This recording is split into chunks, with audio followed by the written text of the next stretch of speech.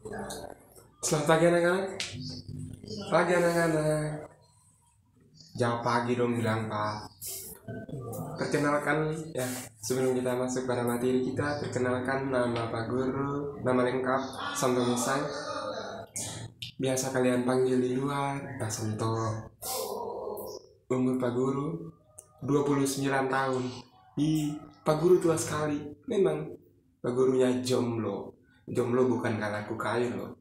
Cewek-cewek kan kejar-kejar Pak Guru. Pak Guru kan pintar.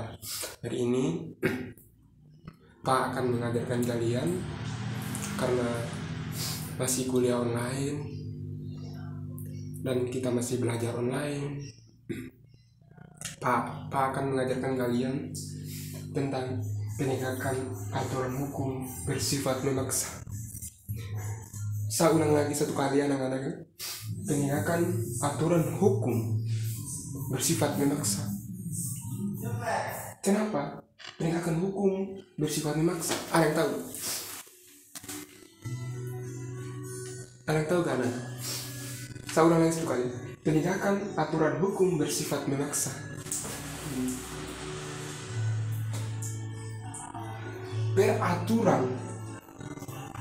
Peraturan hukum dibuat bukan untuk dilanggar, namun untuk dipatuhi. Peraturan hukum dibuat bukan untuk dilanggar, namun untuk dipatuhi. Kebanyakan di Indonesia aturan hukum sudah ada, pasal-pasal sudah lengkap. Kenapa masih langgar aturan? Di sini sudah jelas, peraturan hukum itu dibuat bukan untuk dilanggar, melainkan dipatuhi. Kebanyakan ada aturan mengenai ini, bahkan masyarakat warga negara Indonesia sering melanggar aturan-aturan tersebut. Di sini saya akan menjelaskan penegakan aturan hukum bersifat karena aturan hukum di Indonesia bersifat memaksa. Beda kalau di negara-negara lain. Karena kenapa? Negara Indonesia ini negara hukum. Negara Indonesia ini adalah negara hukum, bukan negara bebas. Beda dengan negara-negara lain, anak-anak. Karena di sini sudah jelas bahwa peraturan hukum dibuat bukan untuk dilanggar. Karena negara Indonesia ini adalah negara hukum. Hukumnya sangat kental sekali. Hukumnya tidak bisa dilanggar. Kalau dilanggar pasti mendapat sanksi. Kenapa? Aturan di Indonesia ini harus dipatuhi. Kalau tidak dipatuhi maka dikenakan sanksi. Di sini sudah jelas penegakan aturan hukum bersifat memaksa. Negara Indonesia bersifat memaksa. Peraturan hukum dibuat bukan untuk dilanggar. Peraturan hukum Indonesia tidak boleh dilanggar. Kalau dilanggar pasti akan mengenakan sanksinya.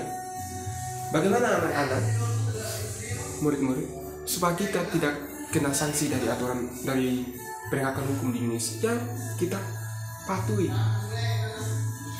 aturan-aturan yang berada di negara Indonesia ini. Sebab apa? Dengan begitu negara kita akan menjadi negara yang berdaulat, adil dan makmur. Intinya pemimpin tergantung pada pemimpin, aturan-aturan yang dikeluarkan oleh pemerintah. Di sini sudah jelas yang saya katakan bahwa penegakan aturan hukum bersifat memaksa. Peraturan hukum dibuat bukan untuk dilanggar. Peraturan hukum dibuat itu bukan dilanggar, tetapi untuk dipatuhi dan dilaksanakan di setiap masyarakat dan warga negara yang berada di Indonesia ini. Jadi baik anak-anak, karena waktu sudah memburu kita dan saya masih ada tempat keluar lagi anak-anak, karena saya masih mengajar lagi. Ada setiap kali saya mengajar saya mempunyai waktu 2 jam karena waktu kita sudah habis. Ya, jadi baik, sampai ketemu di minggu depan ya.